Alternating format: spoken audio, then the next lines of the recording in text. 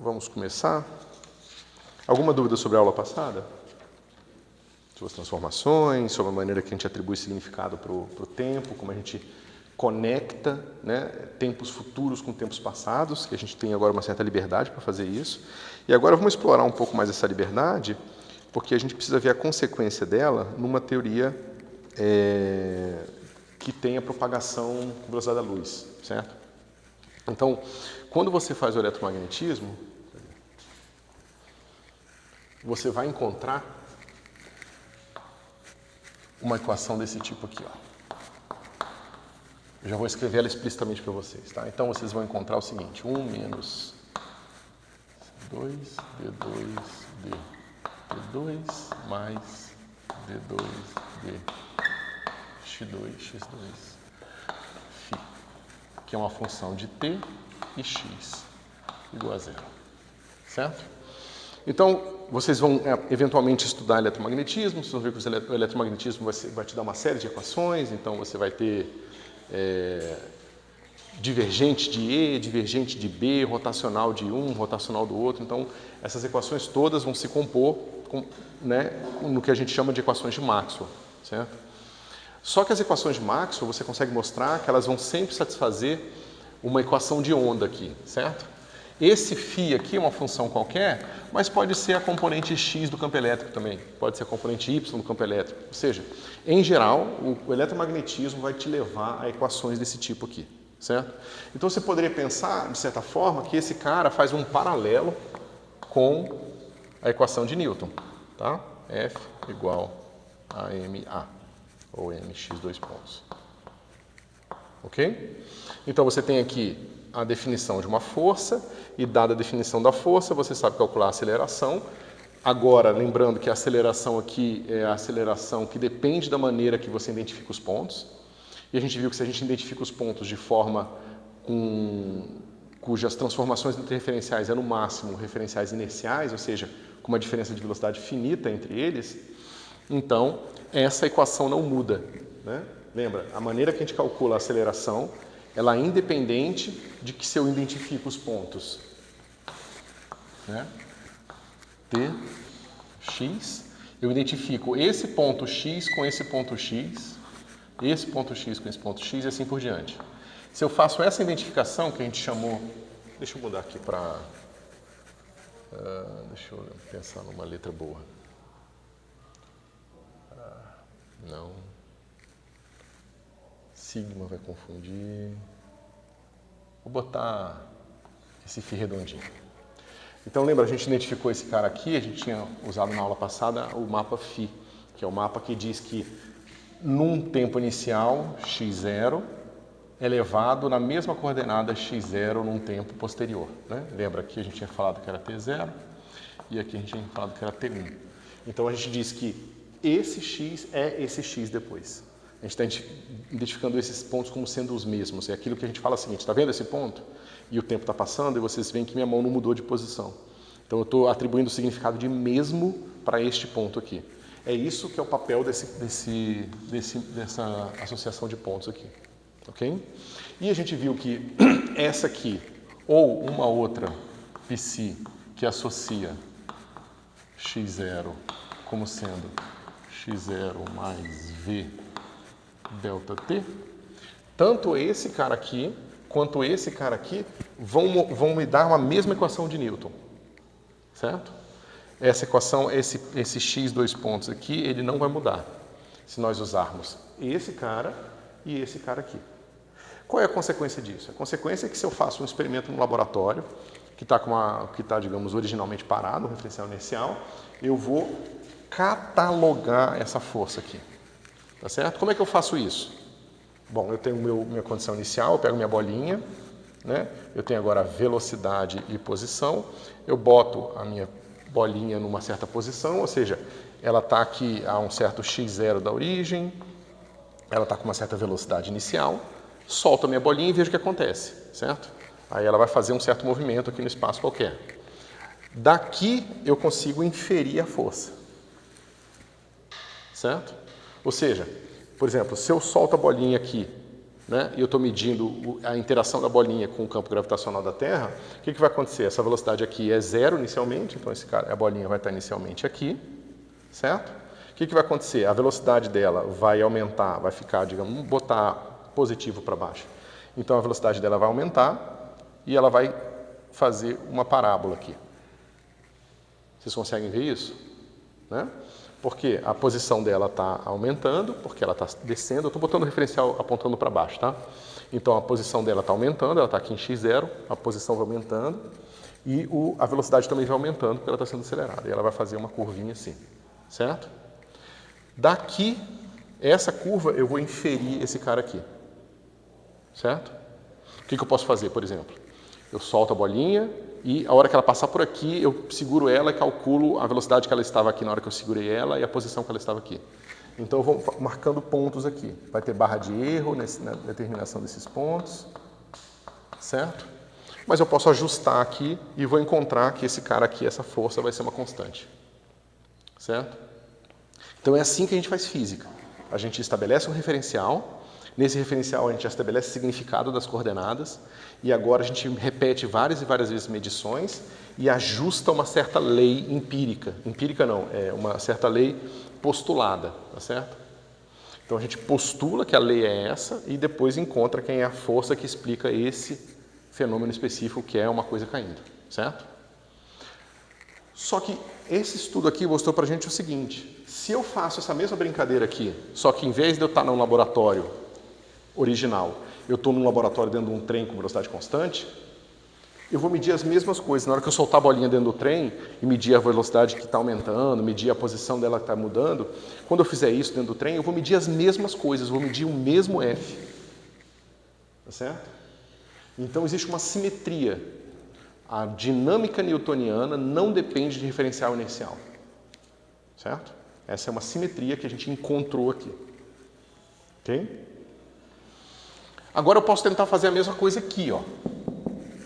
Eu posso falar o seguinte, bom, então, isso aqui é uma equação de onda, eventualmente vocês vão fazer um curso de Física 2, que vai te dar essa noção de velocidade de grupo, propagação, índice de refração, ou seja, como que as ondas se propagam. Você pode estudar através de uma equação de onda. Você pega esse cara aqui, é uma condição inicial, você fala que inicialmente esse seu campo elétrico está disposto de uma certa forma no espaço, você deixa o tempo passar e mede o campo elétrico depois. Você faz a mesma coisa que a gente estava fazendo antes, só que agora com o campo elétrico. Sabendo que ele satisfaz essa equação aqui, então se você faz no seu laboratório paradinho, você vai ver que o seu campo elétrico se propaga de uma certa forma. Só que agora, se a gente, ao invés de usar o φ, a gente usar o psi, o que eu vou mostrar para vocês agora em seguida é que essa equação é diferente. Ou seja, isso está dizendo para a gente que se a transformação de Galileu for a transformação correta para descrever a física dentro do trem, que está com velocidade constante, então eu deveria encontrar lá fenômenos diferentes dos fenômenos que eu meço parado no laboratório. Tá tranquilo? Porque isso é bem... é bastante delicado esse raciocínio.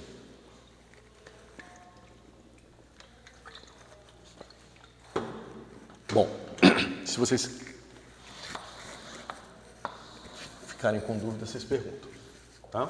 Então vamos fazer essa conta. Cadê você? Então vamos lá.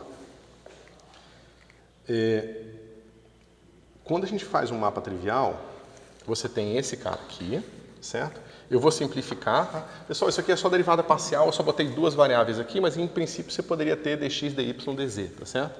Mas como aqui o que importa pra gente é só ver o que está acontecendo em relação ao tempo e ao espaço, fazer o caso bidimensional já é suficiente, certo?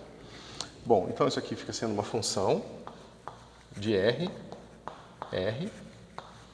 em R, certo? Você pode pensar que é a intensidade do campo elétrico, qualquer coisa do tipo, e está levando o tempo e o espaço em R. Aqui a gente pode ser um pouco mais preciso e lembrar que, na verdade, esse cara aqui é um espaço euclidiano. Por que eu estou falando que esse cara é um espaço euclidiano? Porque essa coordenada ela é de tal forma construída de, se eu pegar esse cara aqui, o módulo da diferença de duas coordenadas me dá a distância entre dois pontos. Ou seja, Esse cara aqui me dá a distância entre esse ponto e esse ponto aqui. Certo? Bom, o que acontece agora se eu for definir os meus dois mapas, certo? Então vamos lá. No meu mapa trivial, é simples. A equação de movimento é dada por isso aqui. E num mapa diferente, como é que ela vai ser dada? Primeiro a gente precisa calcular ela nesse mapa diferente. Então, x menos v. Ok? Bom, desculpa. Φ, t de x e t. Então vamos lá. O que eu estou fazendo aqui, pessoal? Esse campo φ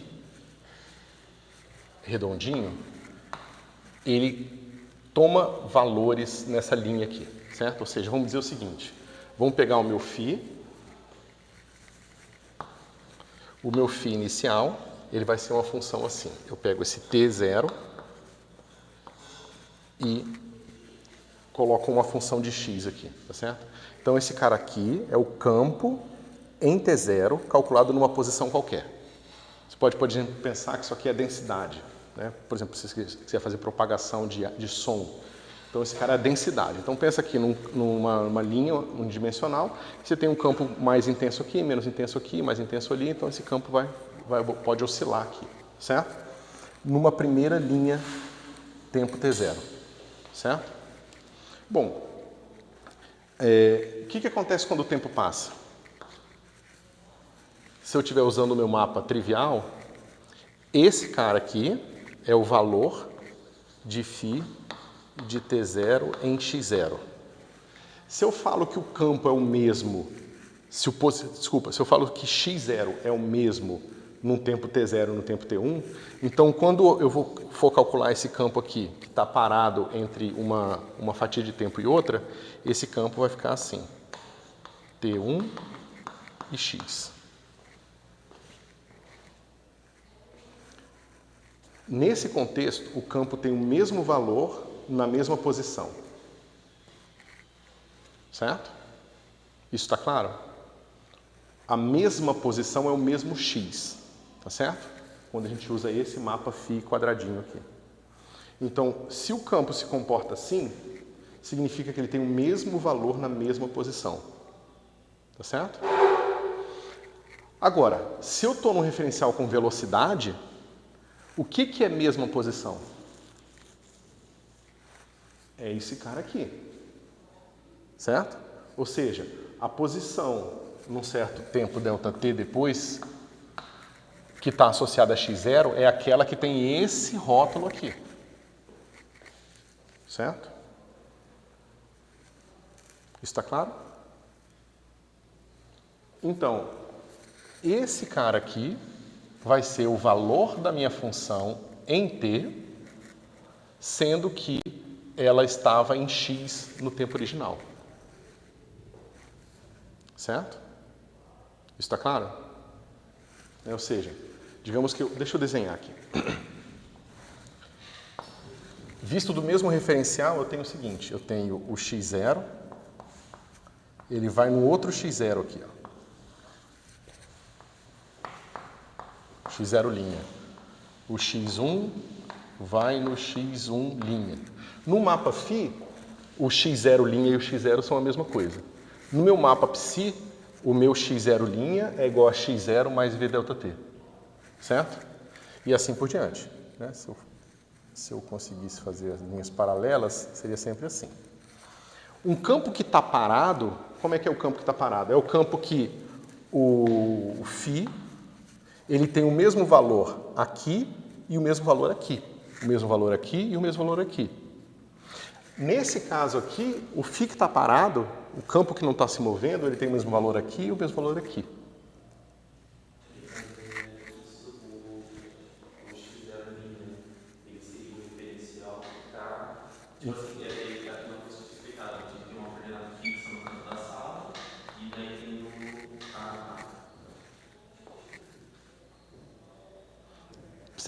Eu estou usando as coordenadas fixas justamente para não confundir, ou para dar um ponto de vista diferente para vocês.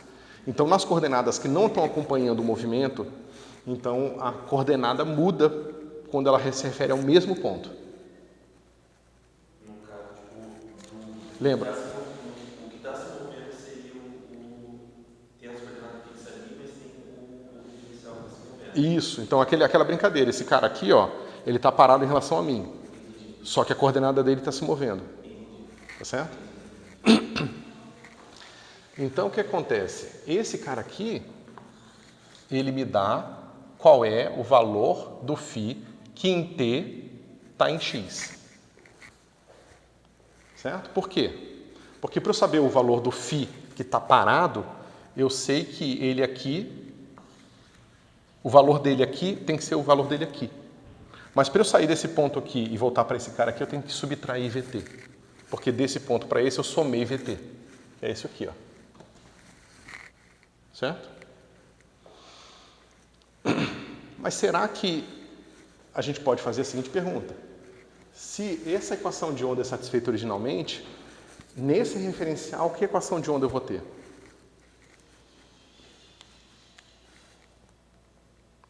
Vamos calcular a derivada, né? Então, deixa eu ver. Acho que posso voltar para cá.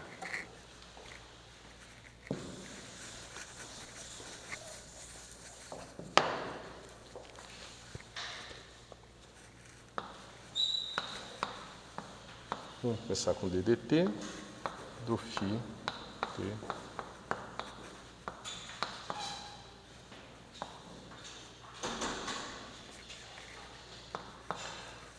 Como é que fica isso aqui, pessoal?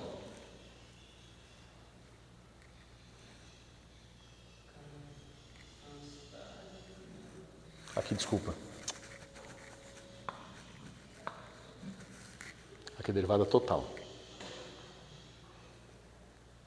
Isso aqui é um bom exercício. Deixa eu botar aqui no formato o que eu estava escrevendo antes. T e x de VT. Como é que fica a derivada total de uma função que depende de t aqui e aqui?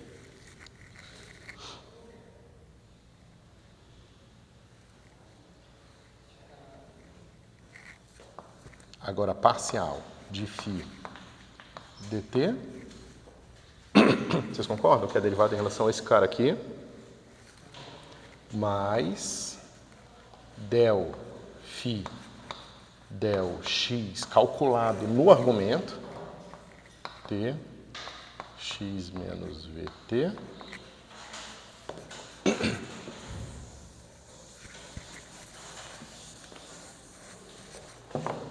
vezes a derivada do argumento em relação a t, que é v, menos v. Vocês concordam?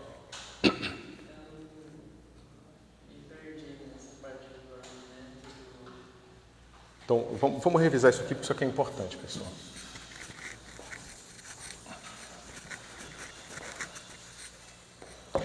Vamos lá, vamos dizer que eu tenho aqui uma função f, tá certo? E eu vou criar rótulos para identificar a primeira e a segunda entrada delas, tá certo?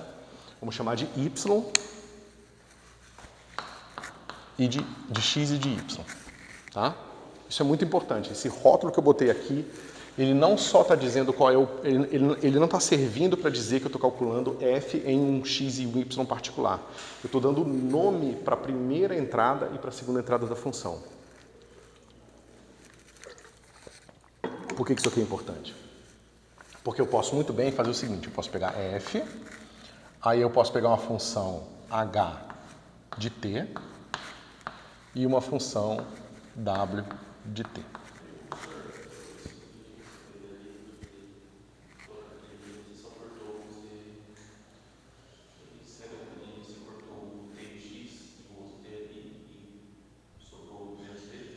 Como é que é?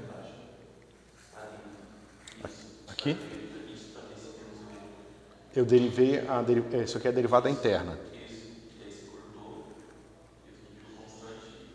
Isso, derivada de t igual a 1, derivada de t em relação a t igual a 1, exatamente. Então, eu só estou revisando isso aqui. Então, isso aqui é uma função, né? E você pode muito bem fazer sempre isso aqui.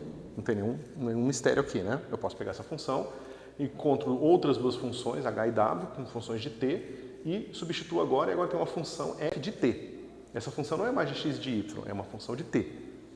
E eu posso calcular a derivada total de f de h de t w de t. Certo?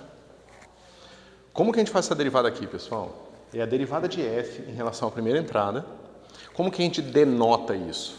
É com o símbolo da derivada parcial, em que a gente usa o rótulo x, que é o rótulo que a gente usa para identificar a entrada da função, tá certo? Então isso aqui vai ficar assim, ó.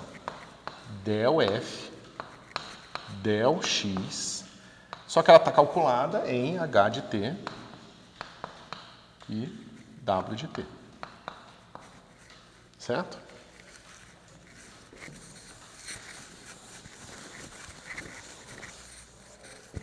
Vezes dh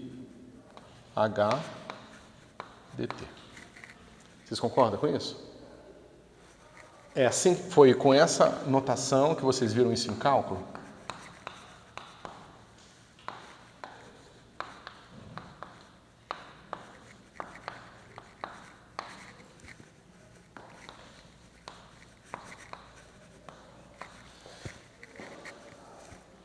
Então, tá vendo? Esse cara aqui é só para dizer que é a derivada em relação à primeira entrada. Por isso que a gente mantém o símbolo aqui. É por isso que é importante esse símbolo de definição aqui. E esse cara aqui é em relação à segunda entrada. Tem notações em que você vai chamar esse cara aqui de 1. Né? Ou, desculpa, esse você vai chamar de 2. Que é a segunda entrada da função. Porque não tem ambiguidade do símbolo, entendeu? Bom, isso aqui tem uma variação enorme de possibilidades, tá? Mas fiquem atentos, porque isso pode ser bastante complicado. Nesse primeiro caso aqui, ó, o que aconteceu? Ficou a derivada de φ em relação ao argumento, que era o próprio t, e a derivada do t em relação a t, que é 1. Então não apareceu nada aqui, tem um 1 aqui.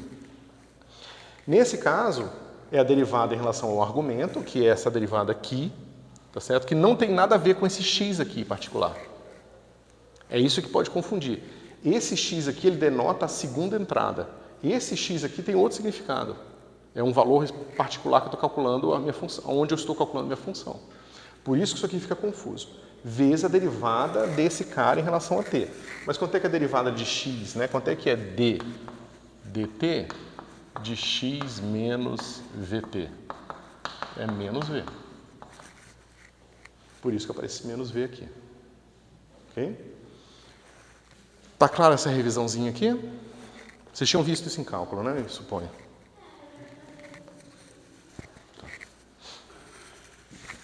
Mas eu aconselho vocês tentarem ao máximo se ficarem familiares com esse tipo de conta, porque às vezes você empaca justamente porque você não entendeu uma dessas coisinhas aqui. Eu acho que a gente só fez derivadas parciais e a gente não pegou a ideia da derivada total. É somar ela, né? Que é juntar. Mas, assim, se a gente fizer a derivada parcial, a gente sabe as regras da cabeça, que no caso fez duas regras da cabeça, que é da derivada total. Por exemplo, f de x e y é igual a xy quadrado. Certo? H de t é igual a t ao quadrado e w de t é igual a t ao cubo. Certo? Vamos pegar aquela mesma brincadeira. Quanto é que é f de h de t, w de t? Vai ser h ao quadrado de t vezes w ao cubo de t. Certo? Ao quadrado. Aqui é h, aqui é ao quadrado. Todo mundo concorda? Mas isso é quanto? É 2, né? T é a oitava, certo? Quanto é que é derivada de... Quanto é que é d dt dessa f aqui? F de h de t, w de t. Eu vou calcular de duas formas. Eu vou pegar esse cara aqui, vai ficar 8t a sétima.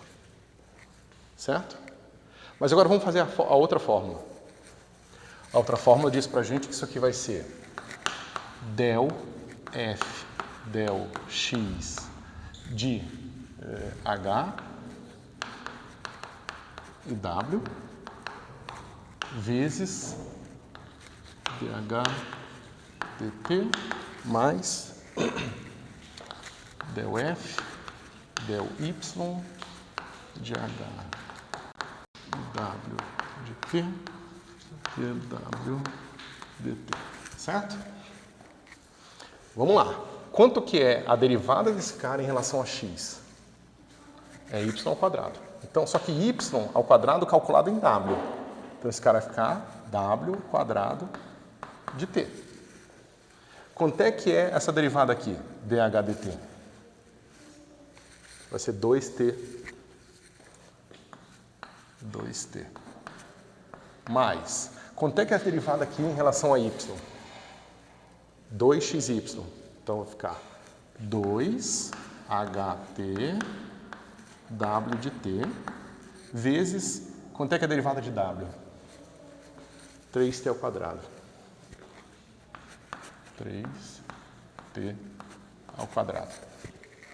Certo? Bom, quanto é que é w ao quadrado? É a sexta vezes 1 sétima. Então fica t a sétima e aqui tem um fator de 2. Certo? Aqui vai ser 2 vezes esse cara vezes esse cara aqui, vai ser a quinta mais 2 sétima. Então vai ficar 2 vezes 3 vezes t a sétima. Isso aqui vai dar quanto? 8t a sétima. Certo? Então, pessoal, essa brincadeira toda de derivada, regra da cadeia, é simplesmente um atalho ou uma maneira de você decompor uma derivada em termos de outras derivadas. Mas, fundamentalmente, é só a derivada da função em relação a t. Certo? Tá? Isso aqui eu fiz aqui explicitamente para vocês porque eu vejo que muitos alunos lá na frente têm dúvida em relação a esse tipo de coisa. Então, se convençam disso aqui, tá? Vai ser muito útil para vocês. Okay. Posso pagar?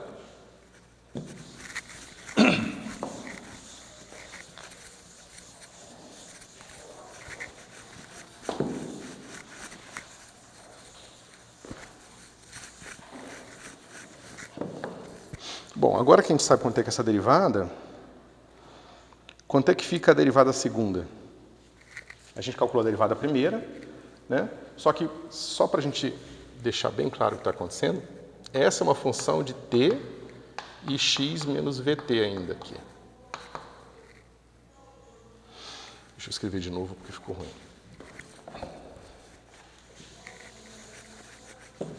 Ó, aqui ainda é uma função de t e x menos vt. Certo? Botar menos v del φ del x de t e x menos vt. Ok? Se eu calcular a derivada segunda aqui, o que acontece?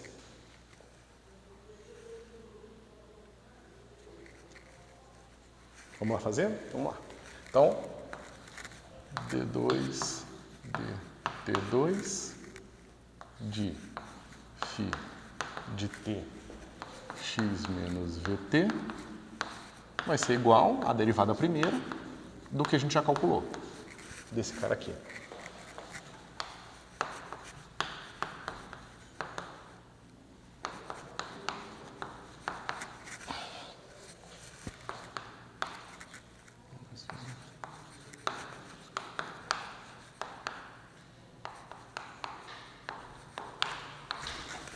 Ok? Como é que fica a derivada do primeiro cara aqui? Vai ficar assim. Del 2 de t2 do φ calculado em t de x menos vt. Mesma coisa. Você tem que pensar que isso aqui, como é uma nova função, você deriva ela em relação ao primeiro parâmetro e depois ao segundo parâmetro. Menos v del φ del del x dt de t x menos vt. Certo? Então, a derivada desse cara resultou nesses dois termos aqui. Da mesma forma que a derivada desse cara resultou nesses dois. É a mesma coisa. Ok? Professor, essa segunda derivada derivando primeiro em t depois em x ou ao contrário? Eu geralmente boto a ordem a ordem da derivada igual a ordem dos símbolos aqui embaixo. Então, deriva em relação a primeiro a t, depois em relação a x. Mas aí depois não é a derivada em relação a x? Não, porque... Não. É esse termo que eu estou derivando primeiro. Então, ele já está derivado em relação a t. Aí, aqui ele ganha uma segunda derivada em relação a t, e aqui ele ganha uma derivada em relação a x. Porque eu estou pegando... Chama isso aqui de u. Vai ficar du dx, certo?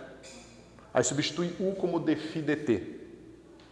Aí vai ficar d2φ dt, que vem primeiro, depois dx, que vem segundo. Tá tranquilo? Mas aí, de onde saiu o menos v, então? Da derivada interna aqui, ó. Porque é uma derivada em relação a t. Então a derivada está atuando nesse miolinho aqui. Ok? Bom, agora a derivada também atua aqui. Certo? Então vai ficar menos v. Aí eu vou botar aqui um colchete. Aí vai ficar del 2φ del t del x. A ordem está contrária daqui, certo? Ok, isso não muda. E agora eu vou ter a derivada atuando nesse pedacinho aqui. Então vai ficar menos v. Opa, deixa eu botar todo mundo aqui, porque senão confunde. Menos v del 2 del x2 de φ de t x menos vt.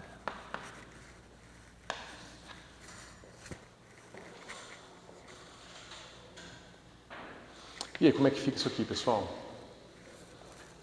A gente pode ser igual o Dirac e pensar que essas coisas não comutam, tá certo?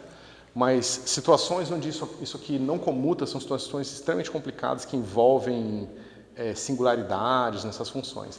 Funções suaves geralmente vão ter as derivadas parciais comutando, tá? Na verdade, provavelmente na física da graduação inteira que vocês vão ver, vocês nunca vão ver nenhuma situação onde essas derivadas não comutam, tá certo?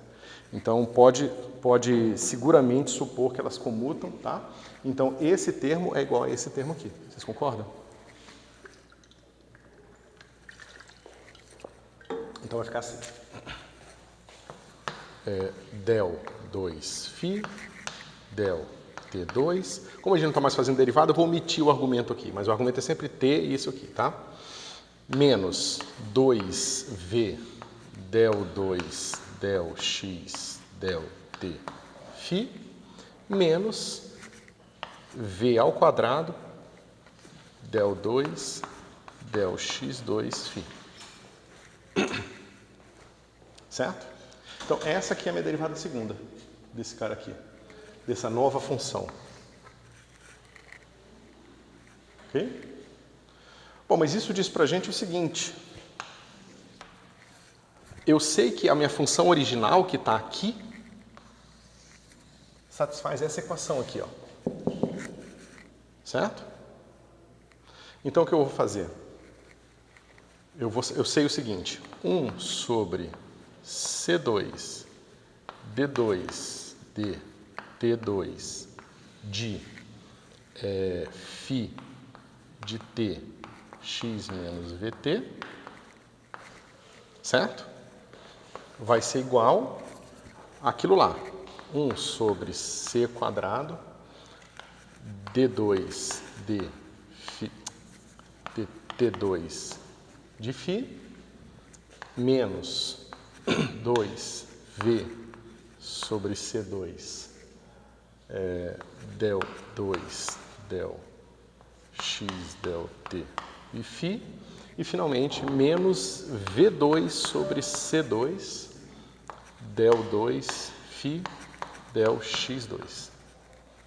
Certo? Não fiz nada demais, só dividir por c ao quadrado aqui dos dois lados. Tá certo? Só que isso aqui, esse cara atuando nisso, é igual a isso atuando nisso. Porque tem esse sinal de menos aqui. Certo? Ou seja, isso aqui diz que 1 sobre C2 D2 DT2 de φ é igual a D2 φ del x2. Certo? Então eu posso trocar para cá. Esse cara vai ficar del 2 del x2 de φ. Só que eu tenho aquele termo ali, ó. Então vai aparecer tipo um fator de Lorentz aqui, ó. V2 sobre C2 mais esse outro termo aqui.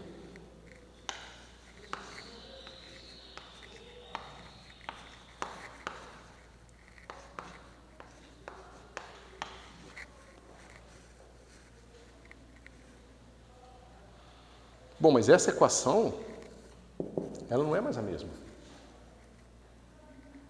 Certo? Essa equação aqui, ó, tá vendo? Eu tenho esse cara igual a isso aqui, só que tem mais dois termos novos. Tem esse termo e tem esse termo aqui, ó. A minha equação original era o seguinte, a derivada temporal era só igual à derivada espacial.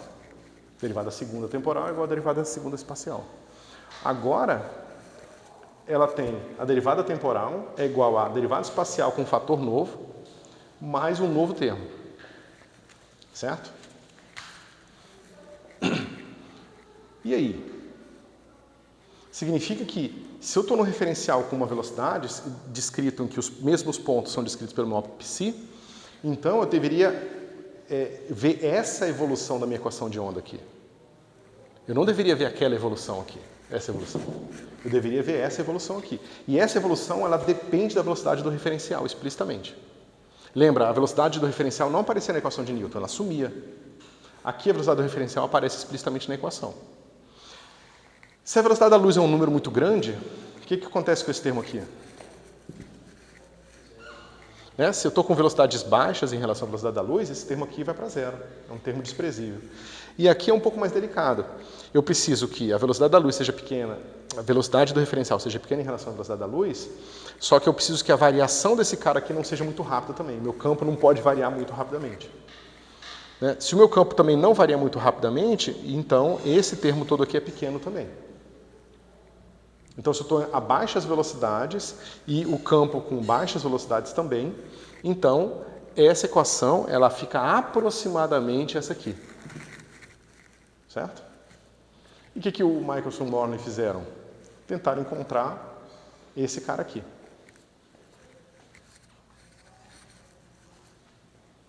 Certo? Você faz a previsão, você pega uma equação de onda, que é essa, você faz a previsão de como que a onda se propaga num meio com velocidade v em relação ao meio original, que seria o éter, e você tenta encontrar a velocidade que você está em relação ao éter.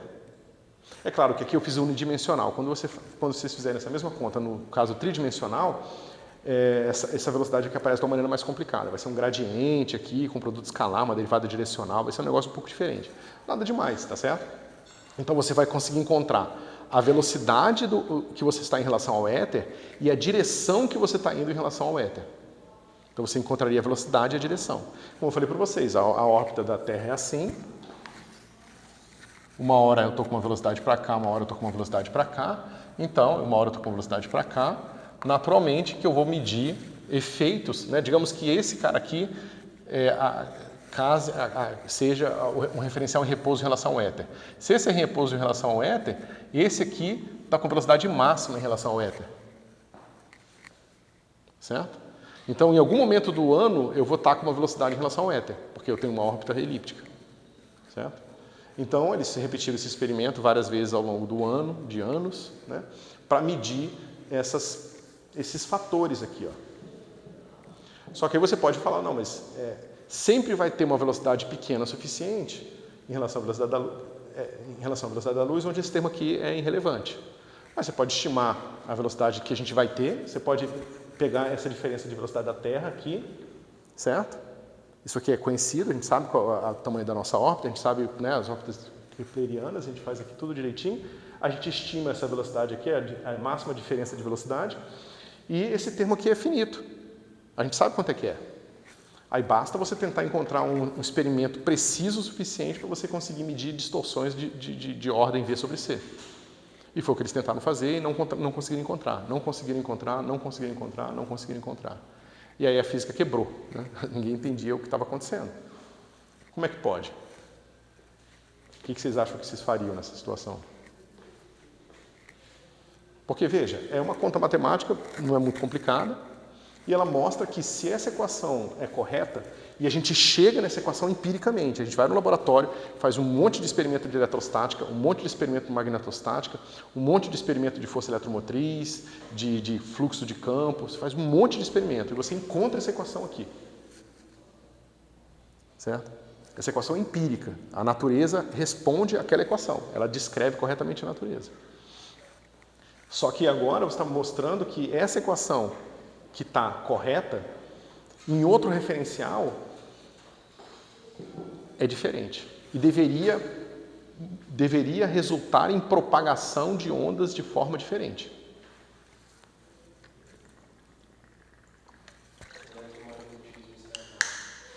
Isso foi o que a maior parte das pessoas pensou. O eletromagnetismo está errado.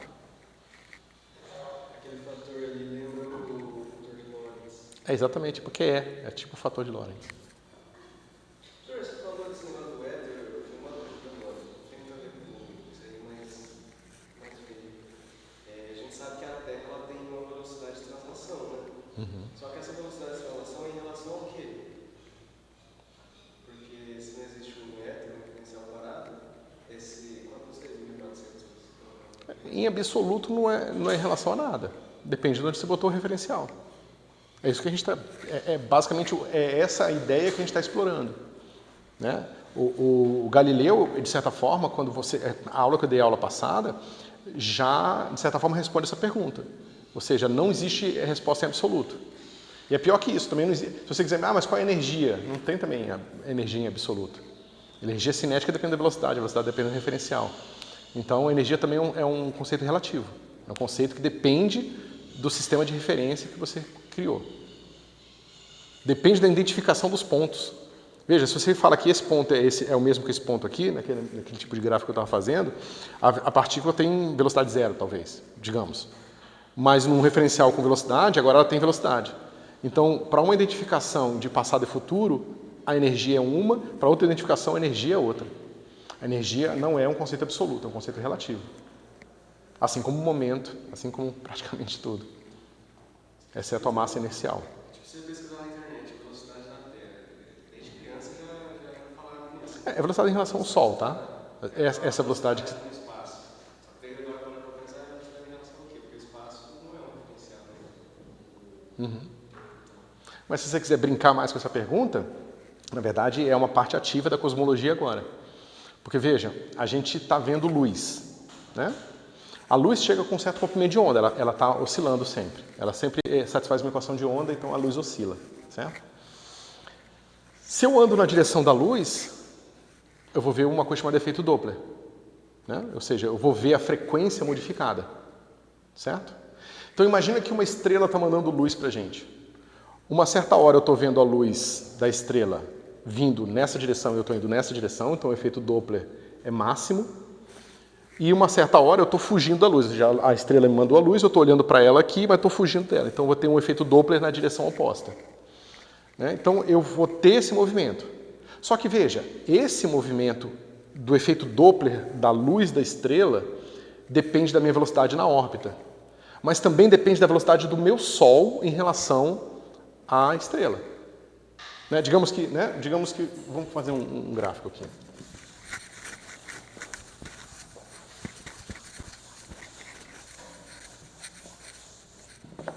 Ó, vamos fazer tempo e espaço. Eu estou aqui na Terra, tá certo? E eu estou numa certa estrela aqui. Digamos que os dois estão em movimento. A Terra está nesse referencial, a Terra está andando para cá e a estrela está andando para cá. Aí a estrela lança luz que eu observo aqui. certo? Só que, desculpa, esse aqui é uma estrela qualquer, esse aqui é o... vou chamar de E, e esse aqui é o meu Sol, tá certo? E a Terra ainda está tá fazendo isso aqui, né? Em torno do Sol. Está girando aqui em torno do Sol. Então a minha velocidade final da Terra é a velocidade do Sol mais a velocidade da Terra. E o efeito Doppler que eu vou ver aqui depende da velocidade do Sol e da velocidade da Terra em relação à estrela. Certo? Isso gera essas modificações no espectro. E a gente mede essas modificações. Então, entre muitas aspas, porque o que eu vou falar não é o éter lá que as pessoas pensavam, a gente tem um conceito de referencial preferencial, que é o referencial onde o universo é homogêneo isotrópico. No referencial onde o universo é homogêneo isotrópico, você não vê, seria o referencial que eu definiria onde as galáxias estão paradas. Certo? Nesse referencial onde as galáxias estão paradas, eu mediria um certo tipo de efeito Doppler, que estaria sem modificação devido a velocidades peculiares, que a gente chama esse tipo de velocidade peculiar. Então eu consigo medir a velocidade do Sol em relação a esse referencial especial. Aquilo que o Microsoft Morning não conseguiram fazer, hoje a gente consegue. A gente sabe qual velocidade que a gente está em relação a esse referencial especial, só que a gente sabe a velocidade da Terra em relação ao Sol, a gente sabe a velocidade do Sol em relação ao nosso grupo local, que é um grupo de estrelas, e a gente sabe a velocidade desse grupo em relação à nossa galáxia em relação ao grupo local e a velocidade do grupo local em relação ao aglomerado. A gente sabe todas essas velocidades. Aí a gente soma elas todas para ver a velocidade do nosso aglomerado em relação ao referencial. E aí a gente faz essa medida da luz que vem da radiação cósmica de fundo. E essas duas velocidades, elas batem quase perfeitamente. O Doppler tem acho que não lembro o nome, desvio do vermelho para o azul. Isso. Distanciando, acho que é de forma muito distante, está se afastando o desvio do vermelho. Isso. E quando está se aproximando do desvio para o azul. Exatamente. Isso é o efeito Doppler. Só que tem dois tipos de efeito Doppler. Tem o efeito Doppler da expansão cosmológica, ou seja, do fato do universo estar em expansão, e o efeito Doppler do fato da gente estar em movimento. Então a gente vê essas duas coisas misturadas. Então é complicado, na verdade é tema de pesquisa atual, você conseguir fazer medidas de separação de redshift cosmológico e redshift de velocidade peculiar de forma precisa para você fazer estimativas sobre o seu universo. Mas esse referencial especial existe. Então a sua pergunta, de certa forma, tem resposta. A gente pode escolher um certo referencial especial e calcular a nossa velocidade em relação a ele. E aí não vai ser mais essa velocidade que você pensou, não. Porque essa é só uma parte da coisa, né? A nossa velocidade é a velocidade do Sol, né? A nossa velocidade que você falou é a velocidade da nossa órbita, ou seja, é a nossa velocidade em relação ao Sol, mas o nosso Sol está se movendo dentro da nossa galáxia. E a nossa galáxia também está se movendo. Então você tem que ir somando essas velocidades todas para encontrar a velocidade final. Tem um movimento doido. Tem umas animações que você pode encontrar na internet muito legais, né? Porque você pensa sempre no sistema solar assim, o Sol paradão e os planetas girando em torno do Sol, né? Mas se você pensar que o Sol está em movimento, então o Sol está fazendo isso aqui e os planetas estão fazendo isso aqui, cara. Por que a gente não fica para trás, né? As pessoas podem se perguntar. Por causa da inércia, né? Mas é engraçado o fato de que se você pensar o Sol em movimento, a gente está fazendo esse movimento aqui. Só que mais que isso, a gente gira em torno o planeta gira em torno do seu próprio eixo, gira em torno do Sol e se movimenta. Toda essa bagunça está acontecendo ao mesmo tempo.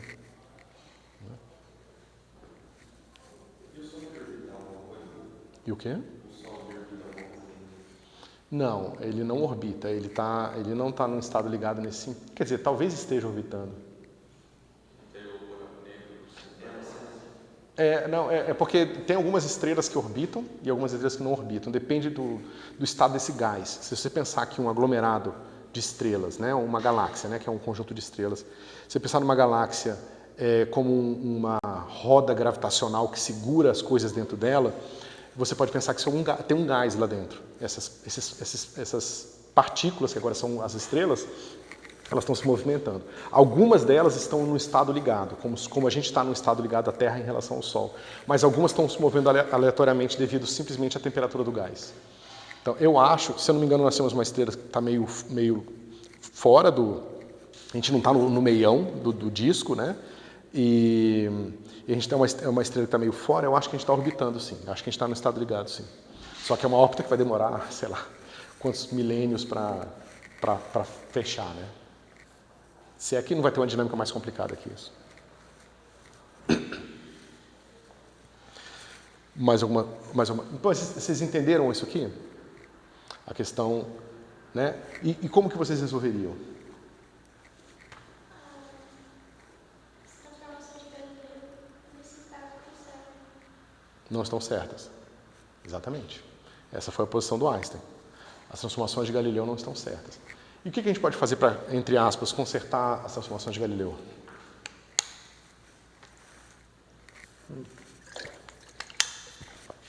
Esqueci. Você bota aqui.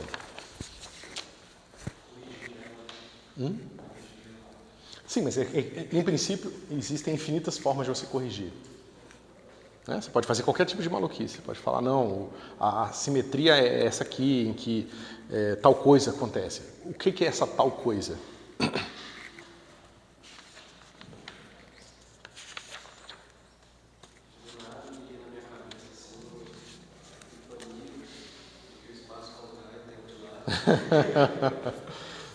Não, mas na verdade isso não foi o princípio norteador para o Einstein, né? Na verdade, ele pensou numa coisa mais simples. Ele pensou, ele falou o seguinte: vamos supor que a presença dessa velocidade c, que está dentro das equações de Maxwell, é de tal forma importante que ela que é a coisa absoluta. A velocidade da luz, ela tem que ser igual em todos os referenciais. Se a velocidade da luz for igual, ou seja, se as equações de Maxwell estão certas, então a velocidade da luz é igual em todos os referenciais. Certo? Se a velocidade da luz é igual em todos os referenciais, quais são as consequências? Né? Então, vamos lá.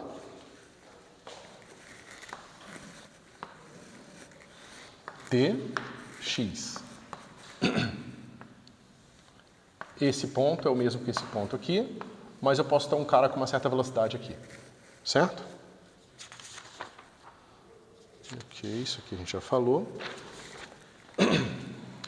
Para Galileu, eu vou ter aqui T0 e aqui T1. Esse cara aqui é um referencial fixo qualquer, tá certo? Então essas duas partículas, duas pessoas, sei lá, duas quaisquer coisas, saíram daqui. Uma ficou parada no que diz respeito a essas coordenadas e a outra está se movendo. Né? Então eu estou aqui inicialmente, aí eu pego duas partículas, uma eu deixo parada aqui e a outra eu movimento para cá. Tá certo? Quando eu chego em T1, eu faço a seguinte pergunta. Eu peguei a primeira partícula que ficou parada aqui e botei um relógio nela. Certo? Peguei um relógio, botei nela e botei um relógio na outra. Certo? Essa aqui vai chegar aqui, eu vejo qual a marcação do relógio inicialmente. A primeira que ficou parada chegou aqui e vai ter medido nela essa diferença de velocidade, essa diferença de tempo.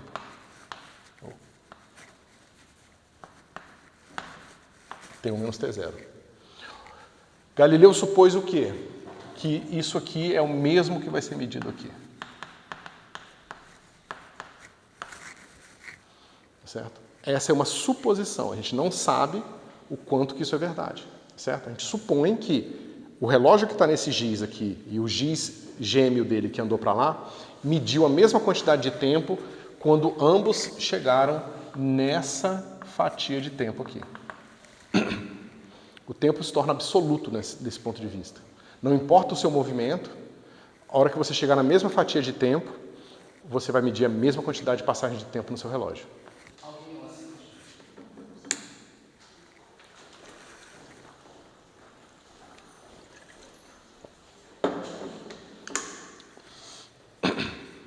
Bom, isso aqui é compatível com a velocidade da luz ser constante? O que vocês acham? Sei que não, mas você explica por quê. Vamos botar mais um tracinho aqui. Vamos dizer que eu vou fazer o seguinte. Esse giz se dividiu em dois, Eu tenho um relógio em cada um e um se moveu para cá e o outro ficou parado, fazendo aquele movimento lá. Só que ao mesmo tempo, eu soltei desse mesmo lugar um feixe de luz. Tá certo? E eu vou acompanhar a distância que o feixe de luz está de mim. Então, eu tenho agora um feixe de luz. Certo?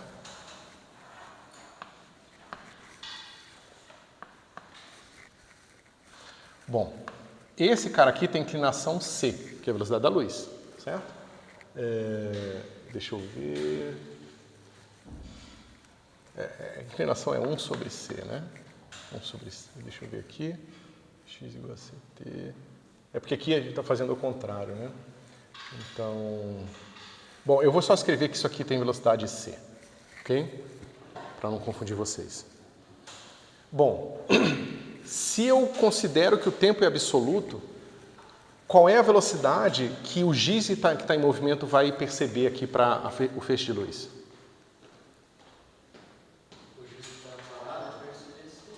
O giz que está parado, ele vai observar C, certo? Ou seja, ele vai pegar aqui, esse cara aqui, digamos que para ele passou ΔT, tá certo? E por um momento eu vou dizer que para esse cara que está em movimento, passou delta tal, tá? Ou seja, eu vou supor inicialmente que o tempo que passou no relógio desse cara é diferente do tempo que esse cara está aqui, ok? Bom, se passou essa quantidade de tempo aqui, quanto que cada um vai medir? O primeiro vai medir C delta T, que vai ser essa distância aqui, certo? C delta T. E o outro vai medir o quê? C delta tal, certo? Bom, do ponto de vista do giz que está em movimento, eu vou ver C delta T menos C delta tal. Só que isso aqui é diferente de C delta T.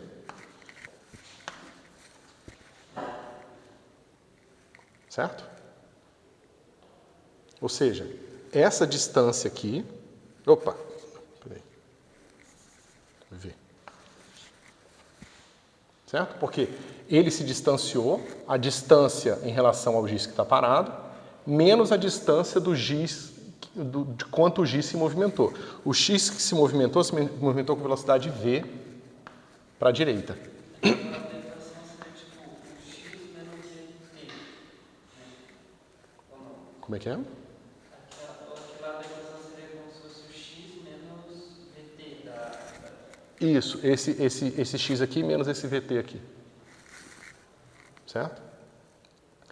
Se eu suponho que o meu ΔT é igual ao delta tal, ou seja, se eu faço a suposição de que o meu tempo é absoluto, isso aqui é diferente. Necessariamente. Né? Porque aí eu vou medir C menos V delta T, o que vai ser diferente de C delta T. É natural, porque essa aqui é a regra de adição de velocidades de Galileu. Mas isso aqui, deixa eu botar um igual aqui. Eu quero que essas duas coisas sejam iguais, porque eu quero que essa velocidade aqui seja igual a essa velocidade aqui. Certo? Só que não é, se eu suponho que esse cara é igual a esse cara aqui. Certo?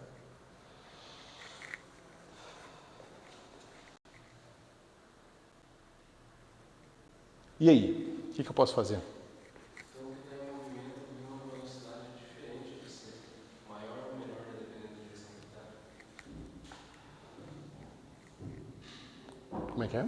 Assim, se o x então tiver na mesma direção que a luz, ele vai a uma velocidade maior da luz. Isso. Por absoluto. Isso. Isso. E a gente não quer que isso aconteça. Certo? Então, o que a gente pode fazer aqui?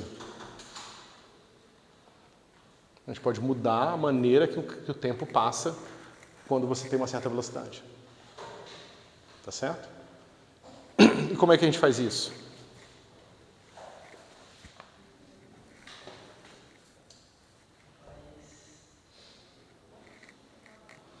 A gente vai fazer o seguinte. Se a única coisa que eu sei é que a velocidade da luz é constante, Então eu vou usar a velocidade da luz para construir um referencial. Certo? Como é que a gente faz isso?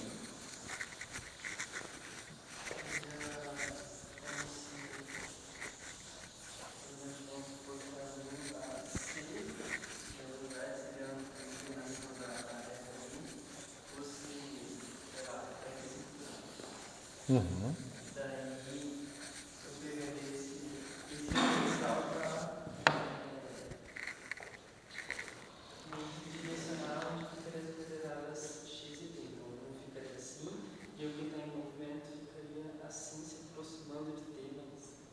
Você já sabe a resposta, né? Mas como que a gente constrói isso? Então vamos fazer o seguinte. Vamos pegar esse referencial aqui e vamos dar significado para ele de partida de forma empírica, física, tá certo? Então eu vou dizer o seguinte. Todas as partículas que estiverem andando nesse tempo aqui, eu boto um relógio nelas, certo? Eu pego aqui essas partículas que estão seguindo essa trajetória aqui, eu vou botar um relógio em cada uma delas, certo? E vou manter a distância entre elas fixa. Ok? Esse cara daqui para cá e esse cara daqui para cá, eu vou encontrar empiricamente que o relógio passa a mesma quantidade. Tá certo? Isso não vai ser verdade na relatividade geral, mas a gente precisa supor localmente isso na relatividade restrita. Na relatividade geral, o tempo, a maneira que o tempo passa depende da posição onde você está. Porque se você estiver perto de um objeto massivo, vai passar de um jeito, e se você estiver longe do objeto massivo, vai passar de outro jeito. Então, o tempo não é absoluto em relação à posição que você está. Mas, aproximadamente ele é, porque a gravitação é fraca. Senão a gente está ferrado. Bom, então, a quantidade de tempo que passou para esse cara aqui, ó, é a mesma quantidade de tempo que passou para esse, é a mesma quantidade de tempo que passou para esse. O que eu quero dizer com isso? Eu pego esses três caras aqui, boto o relógio zerado neles para cada um, dou um start, deixo o tempo passar, chego nessa fatia de tempo e meço o ΔT aqui, aqui e aqui, e todos eles medem o mesmo ΔT. Certo? Então, essa coordenada vai ter esse significado físico. Tá certo? Essa coordenada, ela vai representar o tempo comum que passa para as partículas que estão seguindo essa trajetória aqui. Ok? Bom, então agora a gente já tem o significado desse negócio. O x é o nosso espaço euclidiano. Ou seja, em cada fatia de tempo dessa aqui, eu posso botar réguas, eu posso botar a medida de ângulos e vou ver que a geometria das posições em cada fatia dessa vai ser a geometria euclidiana. Certo? É isso que a gente obtém empiricamente. Ok? Não importa onde eu esteja, a fórmula de Pitágoras é válida. Certo? Então, a geometria é igual em todos os pontos. Então, é assim que a gente está construindo o nosso referencial. A gente está construindo o espaço de Minkowski a partir desses pressupostos. Maravilha. Agora, eu quero botar coordenadas nesses pontos aqui, usando somente luz. Como é que eu faço isso?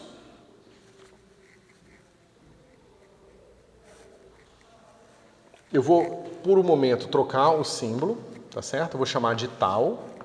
Mesma coisa que eu estava falando antes, tá, pessoal? Mas eu mudei de símbolo de tal e L em vez de X e T, tá? Vocês já vão entender por quê. Bom, digamos que eu tenho um certo tempo T0 aqui, né? E essa partícula está subindo. Eu lanço ela aqui e depois ela reflete no coleguinha dela aqui e volta para mim. T1. Certo? Não importa com o que aconteça, a velocidade da luz é sempre a mesma. Certo? E a única suposição física que eu estou fazendo é que a interação que teve com o coleguinha mudou a direção da luz. Como a velocidade da luz é sempre a mesma, ele não tem como ter acelerado, desacelerado, não pode ter feito nada com essa luz. A única coisa que ele pode fazer é refletir. Certo? Ou ela continua indo na mesma direção ou ela muda a direção. Certo? Então você pode pensar numa coisa realística, sim. Você joga a luz reflete em alguma coisa que tem cor e você vê a cor dela. Então você identifica aonde ela refletiu dependendo da cor da reflexão. É uma luz branca, tem todos os comprimentos de onda lá, a minha camiseta absorveu parte deles, então quando eu enxergo a camiseta, eu enxergo com uma certa cor. É assim que a gente vê o mundo, é assim que a gente vê o universo. A gente olha para a estrela e a gente vê que tipo de luz, de espectro tem dentro dela. Essa estrela ilumina uma nuvem de gás e dependendo do que tem dentro dessa nuvem de gás, a gente observa o espectro da luz modificada pela nuvem de gás. Então é assim que os animais veem, é assim que nós vemos, é assim que a gente faz cosmologia, que a gente faz astrofísica, certo? Então é assim.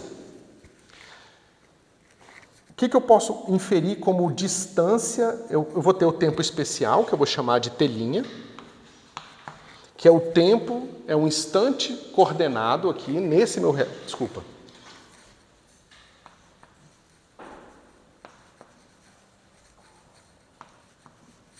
Né? Eu tenho um instante coordenado onde a luz refletiu, certo? Bom, a minha pergunta é, qual é essa distância e qual é esse tempo? Como é que vocês acham que é a resposta? Qual é essa coordenada de tempo aqui? Usando somente o fato de que a velocidade da luz é constante.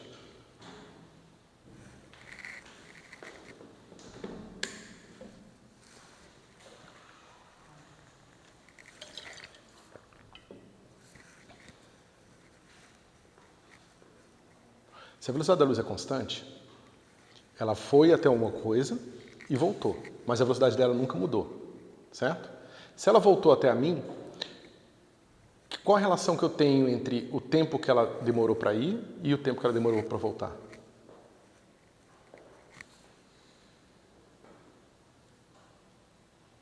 tempo que ela demorou para ir é metade do tempo total. Exatamente. Tem que ser sempre a metade, porque a velocidade da luz é constante, certo? Não importa se esse negócio está se movendo, não importa nada. A posição desse evento é tal que o tempo que ela demora para ir tem que ser igual ao tempo que ela demora para voltar, certo? E a partir disso a gente pode dizer o seguinte, a coordenada onde isso aconteceu é no meio do tempo.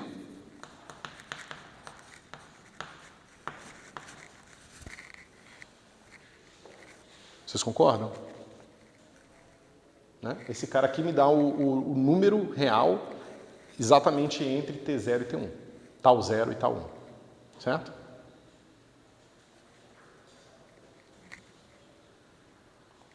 Então, esse evento que chegou, essa luz que chegou com essa cor, né, digamos aqui, eu joguei um feixe de luz com todo o espectro do visível, aí refletiu aqui numa coisa verde, eu sei que aquela coisa é a coisa verde, porque ela é a única que reflete somente a cor verde, e aí eu meço ela aqui.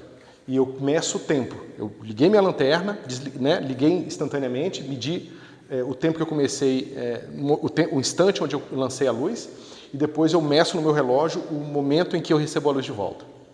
Aí eu sei T0, tal 0 e tal 1. Então eu posso inferir que se aquela minha luz voltou para mim, com esse intervalo de tempo, então ela refletiu no instante tal linha. Então isso aqui é uma tal linha. Né?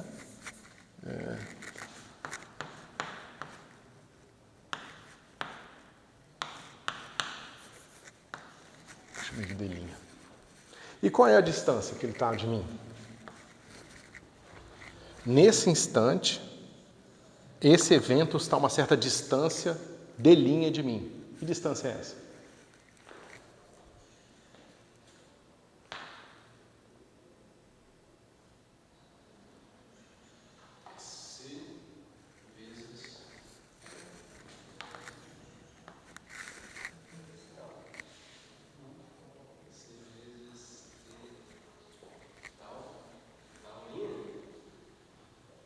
Pode? Velocidade vezes o tempo. Exatamente, a velocidade vezes o tempo. Desdobra ele aqui, ó. Se você desdobrar aqui, fica mais fácil de pensar. Se você desdobrou aqui, então é C vezes T, tal 1 menos tal 0. Mas essa distância aqui é o dobro do que eu quero. Então é C vezes tal 1 menos tal 0, dividido por 2. E veja, pessoal, agora eu posso... Lembra que a gente falou o seguinte, eu vou fazer meu sistema de coordenadas assim, eu vou botar um referencial, aí eu meço, eu pego uma barrinha que eu vou chamar de medida, pode ser o metro, pode ser qualquer coisa, vejo quantas barrinhas eu tenho de distância até ali, assim por diante. Então, isso eu estou dando uma forma algorítmica de vocês pensarem no sistema de coordenadas. Esse é um outro algoritmo para você construir o sistema de coordenadas. Eu pego uma lanterna, fico jogando luz para todos os lados, vendo o tempo que demora para voltar, quando eu lancei a luz, quando eu recebi de volta, e vou atribuindo a cada um dos eventos, que é um ponto no espaço-tempo, uma coordenada. Essa é a coordenada de tempo e essa é a coordenada de espaço daquele evento. Então, esse evento aqui, ele tem coordenada tal linha, D linha.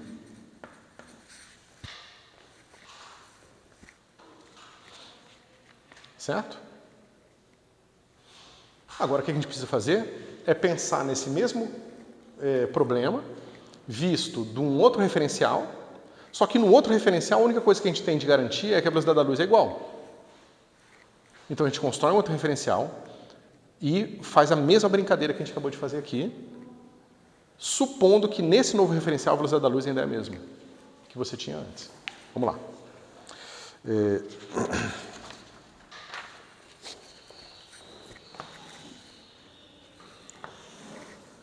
Acho que não vai dar tempo. Esse referencial, Tx. Se eu tenho um referencial com velocidade v em relação a esse cara aqui, como é que essas linhas vão ficar no meu referencial? Né? Ou seja, se essas linhas no meu referencial novo estão com velocidade v, elas vão ficar assim, ó.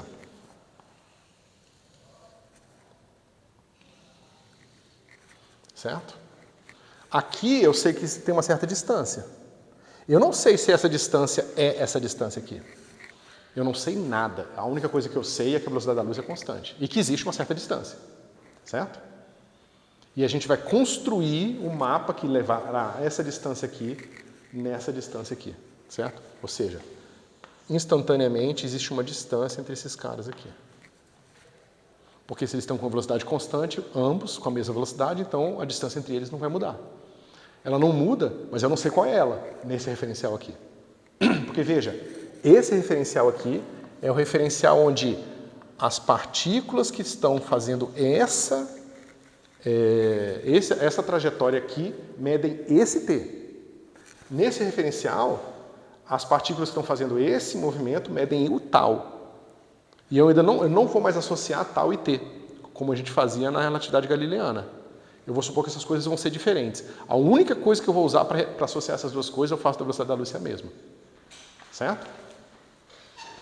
Bom, então eu pego aqui um certo T0, certo? Nesse T0 eu vou lançar a luz, ela vai chegar aqui e depois ela vai refletir e vai voltar para cá. Certo? Mesma coisa, são os mesmos eventos físicos, pessoal, só que descritos num outro referencial. São os mesmos eventos físicos que a gente tinha visto antes aqui, só que agora descritos num novo referencial. Ok? Bom, e aí?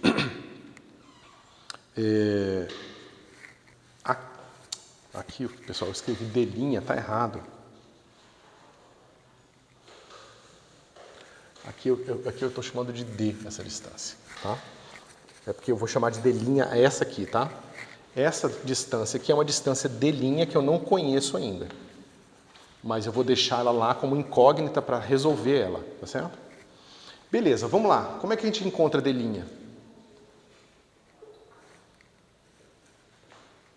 Eu sei que nesse referencial a luz tem que andar na velocidade a luz anda na velocidade da luz. Também. Não é mais metade. Exatamente. Exatamente. Então como é que a gente faz essa conta? Né? Eu vou ter um instante aqui, que eu continuo chamando de T', que é um instante onde o evento ocorreu, nesse novo referencial, e tenho aqui um certo instante, T1, que é um instante onde o meu emissor reabsorveu a luz aqui, reencontrou a luz que ele lançou. Certo? Então eu tenho T0, T' e T1, eu tenho meu D' agora aqui. Como é que fica isso aqui? Como é que fica, pessoal, T' menos T0. Deixa eu fazer de um jeito mais fácil aqui. Ó, C vezes T' menos T0 tem que ser igual ao quê?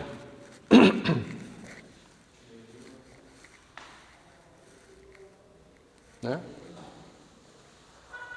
Essa distância é igual a qual distância, pessoal?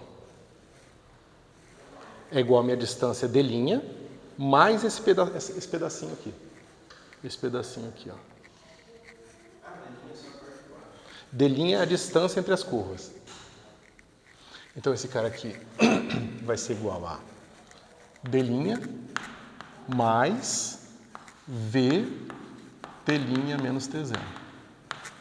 Porque ele teve que andar um pouco mais. Porque esse cara agora, ele está se afastando dele, tá vendo? Ele está se afastando da posição original. Então, ele teve que fazer isso aqui. Ok? E para voltar? T1 menos T'.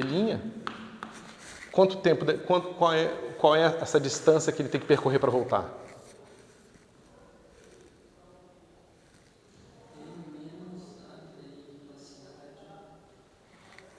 Tem que ser essa posição aqui, que vai ser a distância D menos o quanto que ele andou daqui para cá. Certo? Então, esse cara aqui vai ser D' menos V T1 menos T0. Que é o quanto que ele andou desde o começo da brincadeira toda. Certo? Isso. Bom, isso diz pra gente o seguinte. T' menos T0 é igual a D' dividido... deixa eu ver como é que eu fiz aqui. Deixa eu só lembrar como é que quais são os passos que eu fiz aqui, porque eu já botei o resultado.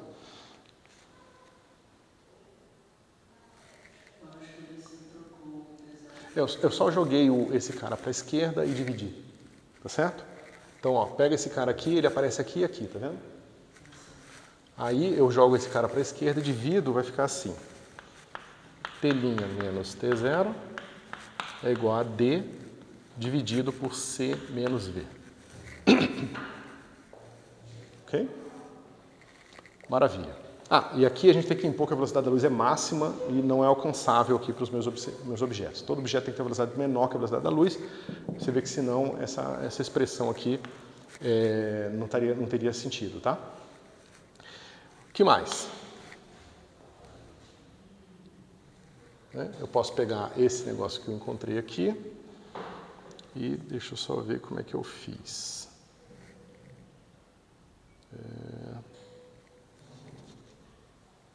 Eu tenho o resultado aqui, vou botar o resultado, eu olho para ele e me lembro. T1 menos T' é igual a D' sobre C mais V. Como é que eu fiz isso? T1 menos T',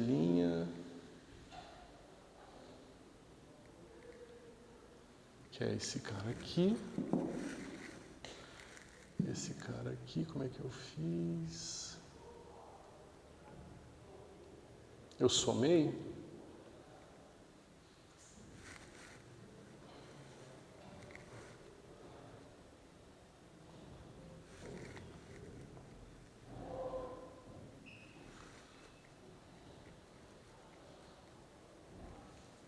T1 menos T0. Fiz aqui.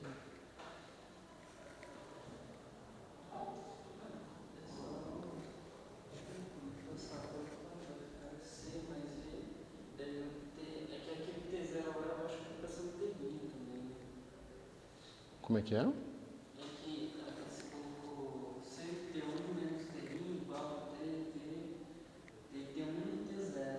T1 e T0. É T0 mesmo. Era T0. É T0 mesmo. Porque aqui o T0 é o tempo que esse cara aqui começou a se mover, tá vendo? Então, mas eu já estou observando do T' para o T1, né?